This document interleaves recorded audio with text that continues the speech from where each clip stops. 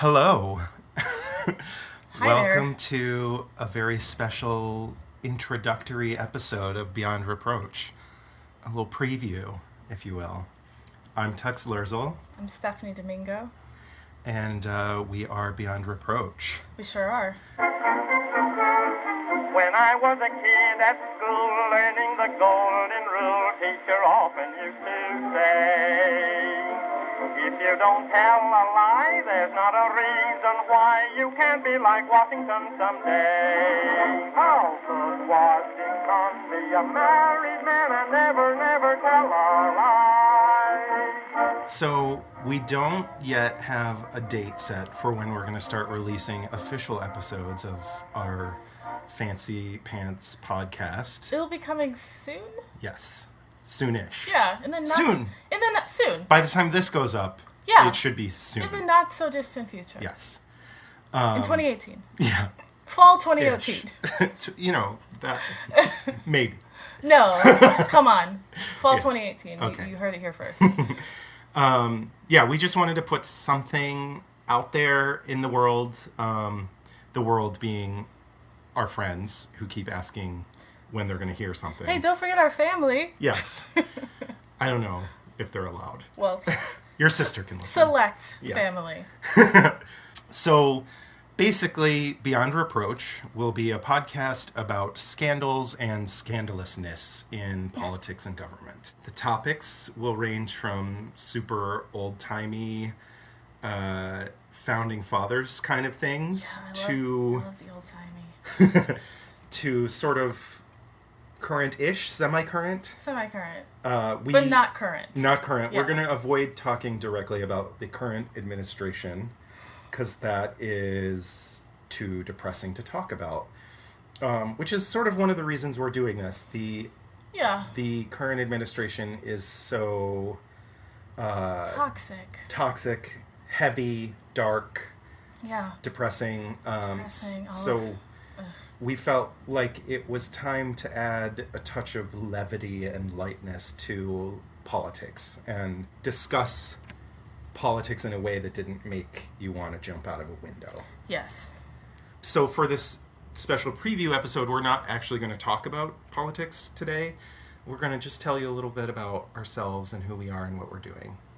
Yes. So, I am Stephanie Domingo. I am from Northeast Ohio originally, but I've been in New York for over 10 years now. It's so strange. I thought I'd be here for 5 years max, but this city is a trap. A beautiful trap, never come here. So I live in Brooklyn. I've been in my current place for almost a year. I'm in Flatbush. It's fantastic. I was in Bushwick for 9 years prior to this, before I was gentrified right out, as one is in Brooklyn. I went to school in upstate New York. I studied neurobiology, I studied psychology, and then in the end I decided upon textiles. But I kind of dabbled in a lot of things. Dabbled in a little clinical depression in Ithaca. It's a very bleak, beautiful, but bleak place in the wintertime. And I was hanging out in Ithaca when I met my co-host. I was hanging out, refusing to get a real job, working as a barista. And the rest is history. I work in fashion now, but I have a lot of hobbies. I like to travel. I'm learning Italian. I like to read. I'm a nerd, basically. I'm a nerd. I mean, you will soon discover that we are both nerds, and we will sit and talk for 2.5 hours God. about politics of the early 1900s. Yeah. Oh my So, God. brace yourselves. It's a sickness that we have. But yeah, I'm from Canton. I have 5 sisters, and that's me. That's it. Yeah. So I'm Tux Lurzel. I'm originally from Auburn, New York, in the Finger Lakes, kind of near Syracuse. Like Stephanie said, we met in Ithaca, where I lived after I graduated college. I went to college in the Adirondacks. So I've been all over New York State. I've lived in Bushwick since 2007. So wow. I'm an old timer. Yeah. Back Pioneer. in the olden days. The olden before days. people lived in Bushwick that weren't like yeah. families. Natives. Yeah, exactly. He came over on a covered wagon. Yeah, that's true. Your sister died of typhoid, right? Yeah. Yeah. Actually, my older sister did once have dysentery. No, she didn't. She did because she didn't. She went to one of those like rainbow gatherings. What is that? It's like a hippie festival, but it's not without. I mean, there's music, but it's not like bands. It's just like a bunch of hippies camping in the woods, indefinitely. Wow. She hitchhiked to Kentucky to live in the woods with a bunch of hippies. Jen, yeah. Okay. And damn. Which to me at the time when she did this to me it sounded like a dream. But of course. Looking back on it, she got dysentery because they the way she tells the story, they dug their shitters too close to their water supply. Oh my. Okay. Wow. That is a departure. Okay. Yep. They're shitters. I guess you guys probably weren't expecting to hear the word shitters, but here we are. Yeah, just trying to be real. I feel like this is the hallmark of our podcast. Yeah. Just these sudden departures from the things we were talking about. Yeah. We should also mention we have ADD. So just you know what, you probably shouldn't listen to this. Goodbye. For anyone who is still listening, so I live in Bushwick with my husband Russell. He's from LA, but he's been living in Brooklyn for almost as long as I have and Stephanie has. He has 2 hair shops called Maxwell's for Hair if you're in Brooklyn and you want to get your hair did. Yeah. We have 2 mini schnauzers that are real cute, named Doris and Betty. I work for a kitchenware retailer, but I also have a food and cocktail and baking blog, and I do a lot of freelance photography, product photography, food photography, some food styling. If you read magazines, you might see my name in the footnotes somewhere. If you read magazines, anyways. You meant if you read the internet. Yeah. So, I also just want to talk a little bit about what got us into politics, and why we're doing this, beyond the idea of adding levity to discussions about politics. Obviously, anyone that's doing a podcast about sort of nerding out on past political scandals is obviously sort of interested in politics, and there's probably a reason. So I grew up in a family that was Republican without question. And the fact that it was without question was basically because questions were not allowed. So you are not allowed to question why you belong to the Republican Party. My mom tells me stories about when she was younger and her father, like the day he brought her down to register to vote as a Republican, because he told her you were going to register as a Republican. Here. Yeah. Date here. Yeah. And she just didn't question it, and I think she didn't really care about politics enough to even consider that. I mean, she doesn't. Voting her own way was an option. Yeah. Or at least when she was younger. She doesn't. Yeah. She's no longer registered Republican. Yeah. No. Which has caused a rift between her and my grandfather. He'll walk it off. Yeah. But so, I grew up also not really caring about politics and not paying attention to politics, and it wasn't really until college that I thought about politics really at all, when I tried to vote Green Party the first time and then lived with the consequences afterwards. I like that you're outing yourself. Yeah. It was the early 2000s. Yeah, I know. I didn't know any better. You didn't. You've come a long way, and we accept you. One of us. One of us. But then really my sort of like love for politics didn't really start until 2008 with the election cycle leading up to Obama. Memories. But it was really kind of that election cycle more than his election that really got me interested, because it was so dramatic and such a carnival circus, I guess. Well, it was the first election of the digital age. Yeah. Yeah, he was on all the platforms at the time. Just really organized, really young, fresh campaign. Yeah. Like we had never seen that before. So yeah, I was swept up in it as well. I went so heavy into it, but I've always kind of been political. Yeah. I'm from a really small suburban town that was kind of racist. I feel like I could say that. A small town in America? I know. What? I don't buy it. Surely you jest. Yeah, so just being a black person is kind of like a revolutionary act, unfortunately. So, being a black person, like, thriving and, like, loving yourself and doing well is, like, an act of the resistance, sadly. So, I was 100% down for 2008. Like, I would fly home from Ithaca. I would fly to Ohio to do Canvas. I went to Chicago to organize. I was in Hyde Park when he got the nomination, and I was there on the mall for the inauguration. So yeah, I was fully invested in that campaign, and yeah, I miss doing that sort of work. Yeah, it was a good time.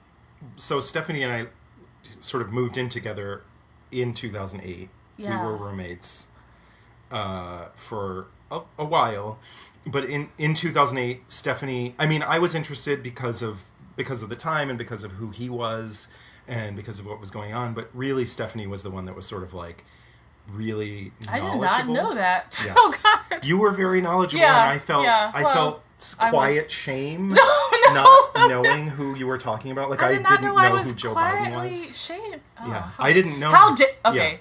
He should be ashamed. In 2008, did not know who he was. Yeah, Uncle and Joe. You did, so I was like, okay, I'm going to start paying attention more and actually like actively learning about what's going on in the world.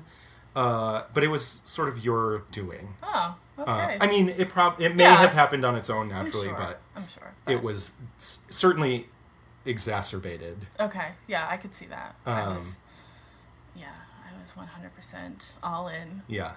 And then exuding when it came close to the election and they were having debates and that kind of thing, we would have debate viewing parties in our apartment. We would have drinking games.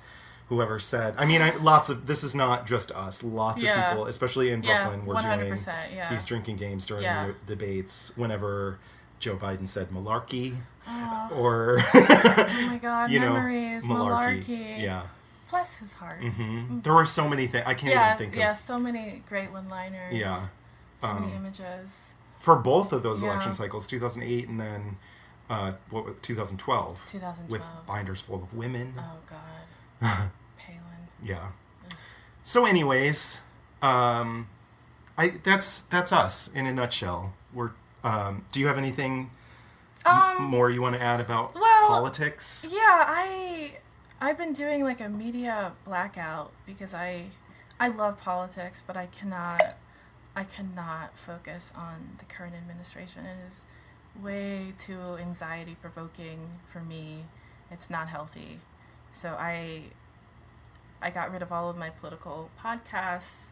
I no longer am on like the New York Times homepage every day. I do get news still, but I'm not actively seeking out the news.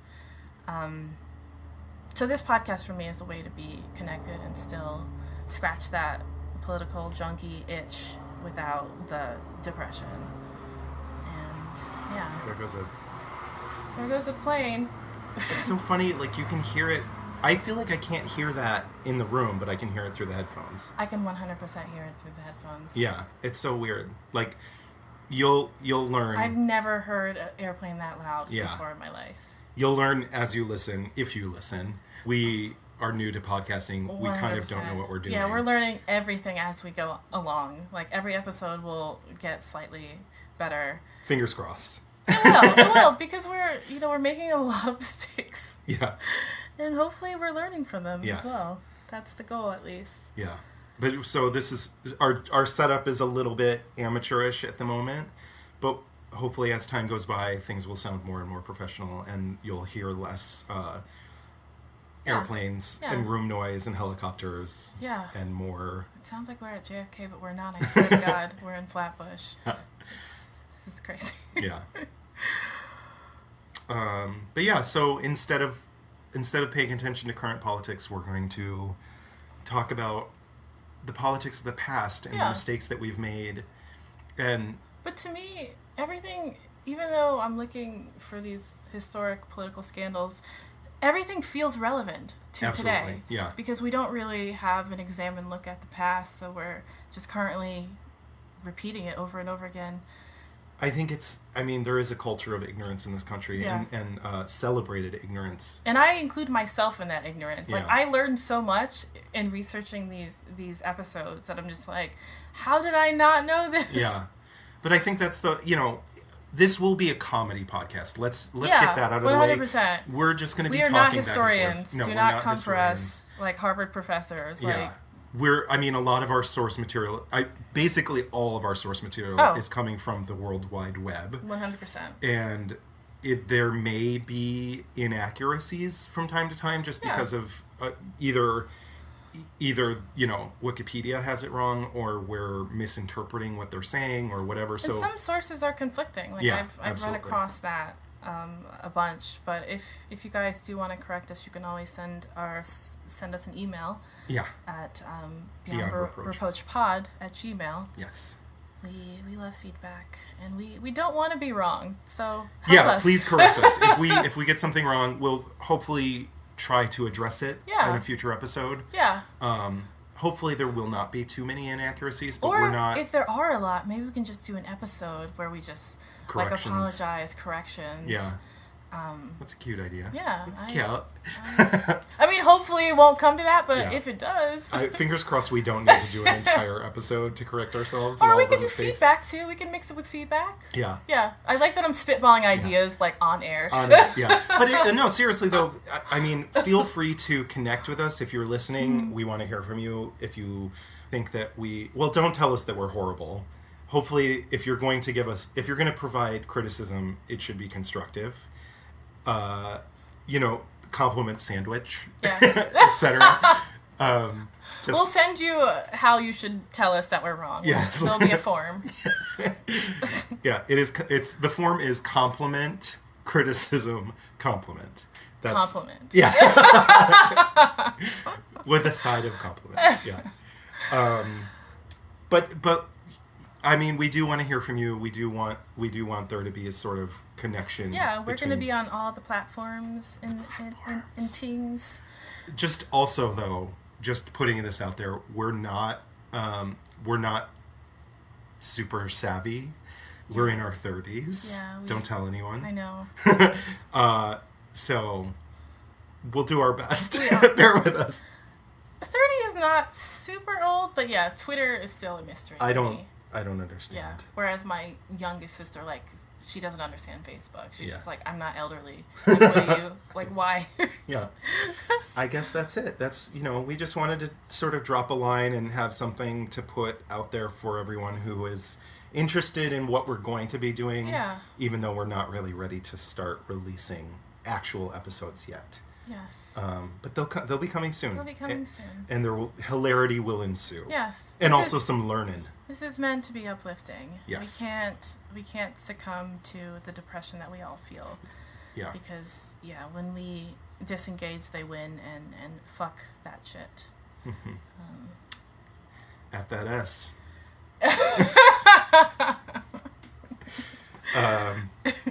So just be patient with us. Yes. Episodes will be coming soon. You're going to learn some things. Mm-hmm. There's going to be some facts. There may be some misinformation. You're going to learn some things about dysentery, perhaps? You never know where our tales will take us. But thanks for listening, guys. Yeah, thank you. We're Beyond Reproach.